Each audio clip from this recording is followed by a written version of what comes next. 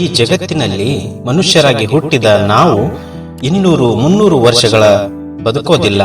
ಹಾಗೇನೆ ಇಲ್ಲಿಂದ ಹೋಗುವಾಗ ನಾವು ಏನನ್ನು ಸಹ ತಗೊಂಡು ಹೋಗುವುದಿಲ್ಲ. ಹಾಗಾಗಿ ಬದುಕಿನಲ್ಲಿ ಆಶೆ ಬುರುಕುತನ ಒಳ್ಳೆಯದಲ್ಲ. ಮಿತವಾಗಿ ಖರ್ಚು ಮಾಡಿ ಜೀವನವನ್ನ ಪ್ರತಿದಿನ ಪ್ರತಿಕ್ಷಣ ಆನಂದಿಸಿ. ನಾನು ಸತ್ತ ನಂತರ ಏನಾಗುತ್ತೋ ಅಂತ ಚಿಂತಿಸಬೇಡಿ. ಯಾಕೆಂದ್ರೆ ನಾವು ಮಣ್ಣಲ್ಲಿ ಮಣ್ಣಾಗಿ ಹೋದ ನಂತರ ನಮ್ಗೆ ಜನರ ಹೊಗಳಿಕೆ ಹಾಗೂ ತೆಗಳಿಕೆಗಳು ಅರಿವಿಗೆ ಬರೋದಿಲ್ಲ, ಗೊತ್ತಾಗೋದೂ ಇಲ್ಲ. ಜೊತೆಗೆ ಈ ಜಗತ್ತಿನಲ್ಲಿರೋ ಸಂತೋಷಗಳನ್ನ ಅನುಭವಿಸೋಕೆ ಅವಕಾಶವನ್ನು ಸಹ ನಾವು ಕಳೆದುಕೊಳ್ಳುತ್ತೇವೆ. ನಿಮ್ಮ ಮಕ್ಕಳ ಬಗ್ಗೆ ಬಹಳ ಯೋಚಿಸಬೇಡಿ.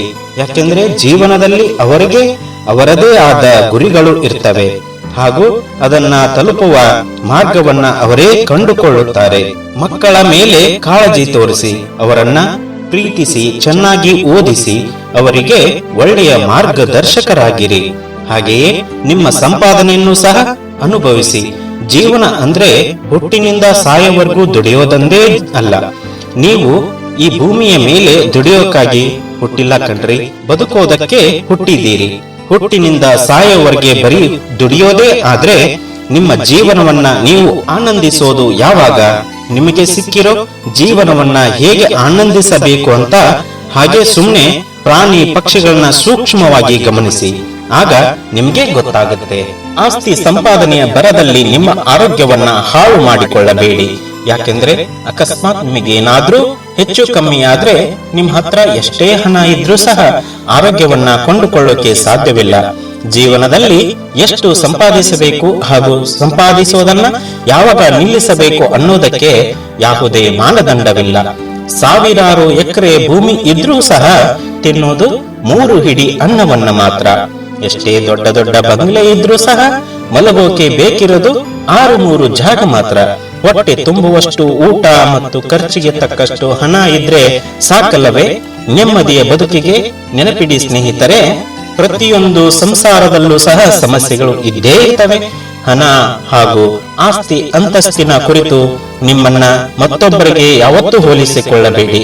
ಬದಲಾಗಿ ಆರೋಗ್ಯ, ಆನಂದ ಹಾಗೂ ಜೀವನದ ಗುಣಮಟ್ಟ ಇವುಗಳನ್ನೇ ನಿಮ್ಮ ಗುರಿಯನ್ನಾಗಿಸಿಕೊಳ್ಳಿ. ನಿಮ್ಮಿಂದ ಬದಲಿಸೋಕೆ ಆಗದ ವಿಷಯಗಳನ್ನ ಕುರಿತು ಹೆಚ್ಚಿಗೆ ಚಿಂತಿಸಬೇಡಿ. ಅದರಿಂದ ಏನು ಪ್ರಯೋಜನವಿಲ್ಲ. ಬದಲಾಗಿ ನಿಮ್ಮ ಆರೋಗ್ಯ ಹಾಳಾಗುತ್ತಷ್ಟೇ. ನಿಮ್ಮಿಂದ ಸಾಧ್ಯ ಆಗುವ ವಿಷಯಗಳ ಬಗ್ಗೆ ಮಾತ್ರ ಆಲೋಚಿಸಿ. ಅದರಿಂದ 100 ಜನಕ್ಕೆ ಸಹಾಯ ಆಗುತ್ತೆ. ನೆನಪಿರಲಿ, ನಿಮ್ಮ ಆರೋಗ್ಯದ ಕಾಳಜಿಯನ್ನ ನೀವೇ ಮಾಡಬೇಕು. ನಿಮ್ಮ ಜೀವನದ ಆನಂದವನ್ನ ನೀವೇ ಕಂಡುಕೊಳ್ಳಬೇಕು. ನೀವು ಈ ಭೂಮಿಯ ಮೇಲೆ ಬದುಕಿರುವಷ್ಟು ಸಮಯದಲ್ಲಿ ಒಳ್ಳೆಯ ವಿಚಾರಗಳ ಬಗ್ಗೆ ಆಲೋಚಿಸಿ. ಸದಾ ಒಳ್ಳೆಯ ಕೆಲಸಗಳನ್ನೇ ಮಾಡಿ. ಹೀಗೆ ಮಾಡೋದ್ರಿಂದ ನಿಮ್ಮ ಜೀವನದ ಪ್ರತಿಯೊಂದು ದಿನವೂ ಸಹ, ಪ್ರತಿಯೊಂದು ಕ್ಷಣವೂ ಸಹ ಉಲ್ಲಾಸಮಯವಾಗಿರುತ್ತೆ ಹಾಗೂ ಉತ್ಸಾಹಮಯವಾಗಿರುತ್ತೆ. ಆನಂದವಿಲ್ಲದ ಒಂದು ದಿನವೆಂದರೆ ನಿಮ್ಮ ಆ ದಿನ ವ್ಯರ್ಥವಾದಂತೆ. ಅದೇ ನೀವು ಒಂದು ದಿನವನ್ನ ಸಂತೋಷವಾಗಿ ಕಳೆದರೆ ಅದು ಒಂದು ರೀತಿಯಲ್ಲಿ ಗಳಿಕೆಯಂತೆ. ಒಳ್ಳೆಯ ಆಲೋಚನೆ, ವ್ಯಾಯಾಮ, ಪರೋಪಕಾರ ಹಾಗೂ ಒಳ್ಳೆಯ ಆಹಾರ ಸೇವನೆಯಿಂದ ನೀವು ಇನ್ನೂ ಹೆಚ್ಚು ವರ್ಷಗಳ ಕಾಲ ಆರೋಗ್ಯಕರ ಜೀವನ ನಡೆಸೋಕೆ ಸಾಧ್ಯ.